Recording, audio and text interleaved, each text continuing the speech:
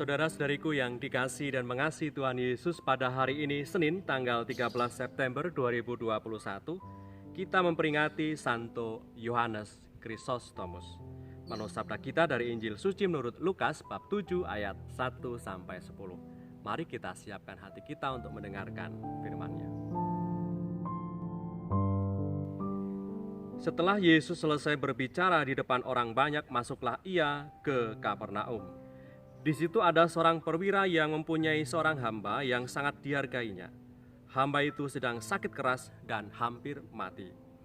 Ketika perwira itu mendengar tentang Yesus, ia menyuruh beberapa orang tua-tua Yahudi kepadanya untuk meminta supaya ia datang dan menyembuhkan hambanya.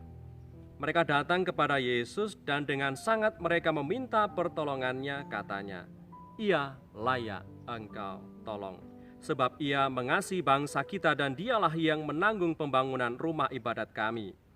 Lalu Yesus pergi bersama-sama dengan mereka. Ketika ia tidak jauh lagi dari rumah perwira itu menyuruh sahabat-sahabatnya untuk mengatakan kepadanya, "Tuan, janganlah bersusah-susah sebab aku tidak layak menerima Tuan di dalam rumahku. Sebab itu aku juga menganggap diriku tidak layak untuk datang kepadamu. Tetapi katakan saja sepatah kata, maka hambaku itu akan sembuh. Sebab aku sendiri seorang bawahan dan di bawahku ada pula prajurit. Jika aku berkata kepada salah seorang prajurit itu pergi, maka ia pergi. Dan kepada seorang lagi datang, maka ia datang. Ataupun kepada hambaku kerjakanlah ini, maka ia mengerjakannya." Setelah Yesus mendengar perkataan itu, ia heran akan dia. Dan sambil berpaling kepada orang banyak yang mengikuti dia, ia berkata, "Aku berkata kepadamu, iman sebesar ini tidak pernah aku jumpai sekalipun di antara orang Israel."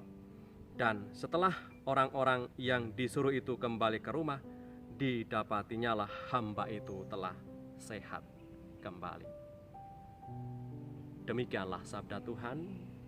Terpujilah Kristus.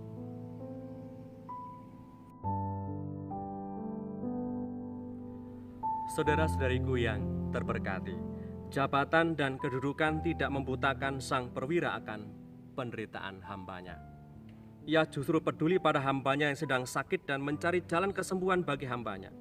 Sebagai seorang perwira berkebangsaan Romawi yang sedang bertugas di tempat itu, tentunya sudah banyak mendengar tentang segala karya ajaib yang telah Tuhan Yesus lakukan. Ia berani datang kepada Yesus dengan sebuah keyakinan bahwa Yesus pasti bisa menyembuhkan hambanya yang sedang sakit. Perwira ini dengan sikap kerendahan hati dan percaya penuh datang kepada Yesus dan mohon kesembuhan.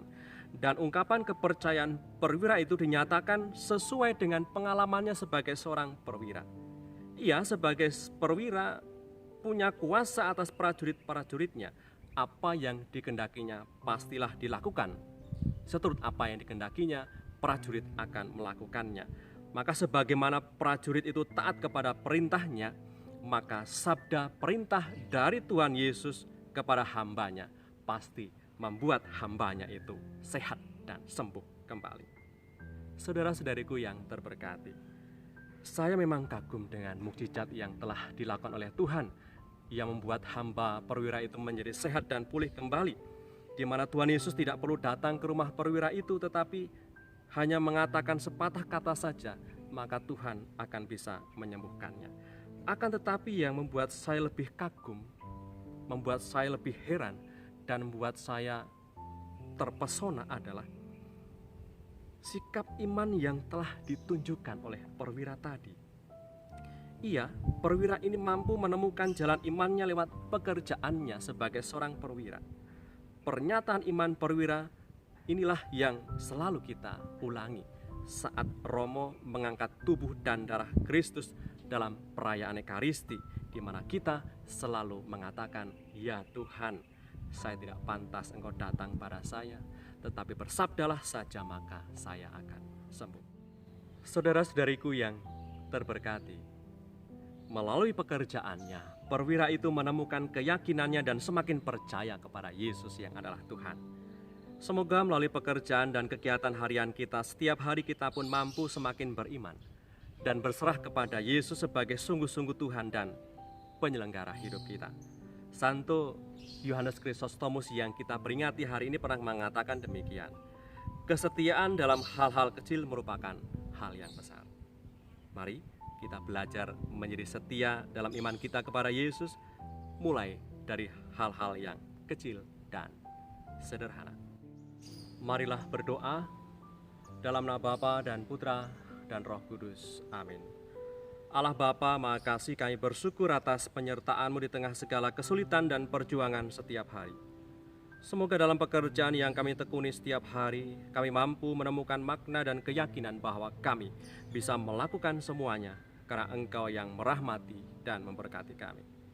Iman perwira itu membawa kesembuhan bagi hambanya yang sakit. Maka kami mohon oleh karena iman kepada Yesus Kristus Putra-Mu dan Tuhan kami, sembuhkanlah pula saudara-saudari kami yang sakit. Dengan pengantaran Kristus Tuhan kami, yang hidup dan berkuasa bersama Engkau dalam persekutuan Roh Kudus, sepanjang segala masa. Amin.